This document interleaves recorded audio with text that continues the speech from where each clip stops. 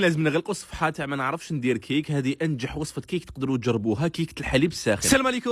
الوصفه اللي معتمدها صافي شحال كيكه الحليب الساخن، تقدروا ديروها شوكو، تقدروا ديروها فاني كيما حبيتوا، تجي بزاف خفيفه، وصفه سهله مهله وبنتها كي العاده لهبال تعدل. الحاجه الاولى نديروها نبداو بالكيك الفاني. هنايا في ريسيبيون نبداو بالنواشف. عندي هذا الكاس يحمل 250 مليلتر، وبالغرام يرفد لي 150 غرام تاع الفارينه. انا درت منه 3 كيسان، معناتها درت 450 غرام تاع الفارينه، زوج باكيات تاع خميره الحلوه، مغرف صغيره تاع بيكربونات من الافضل انكم ديروها، قرصه تاع الملح، ونخلط كامل النواشف بهذه الطريقه. هنايا في ريسيبيون ندير 5 حبات تاع البيض، نزيد معاهم كاس ونص تاع السكر بنفس الكاس اللي درنا به النواشف، نزيد معاهم لوزه تاع السيترون اختياري، مغرف صغيره ونص تاع لافاني بودر، ونطلع كلش بهذه الطريقه حتى نحصلوا على قوام يكون كريمي وطالع مليح، يتبدل اللون تاعو الابيض. نروح نجيب نفس الكاس اللي درت به السكر، ندير كاس تاع الزيت، ندخلوه غير بشويه ومطروني نخلط هكذا، ونكمل تخلط حتى وين يتجانسوا المكونات. نروح نجيب النواشف وندير نصف الكميه الاولى، نخلطها غير بالفوي. بعدها نروح نجيب كاس تاع حليب يكون سخون بنفس الكاس اللي استخدمناه في الاول، لازم الحليب يكون سخون مليح. ندير هذاك الكاس تاع الحليب ونخلط مليح، بعدها نضيف بقيه النواشف،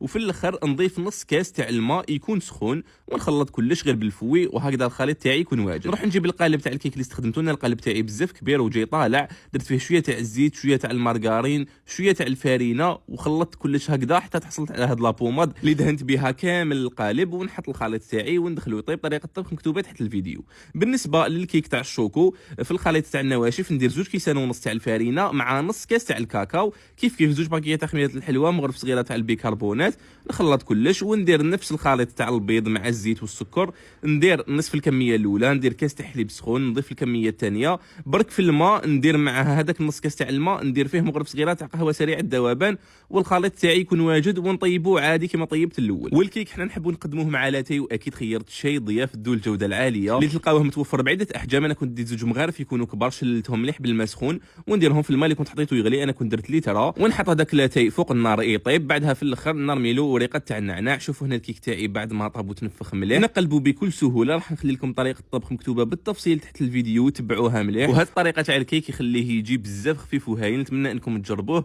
وتقدموه مع الشاي اللي كنا طيبناه، وبصحتكم.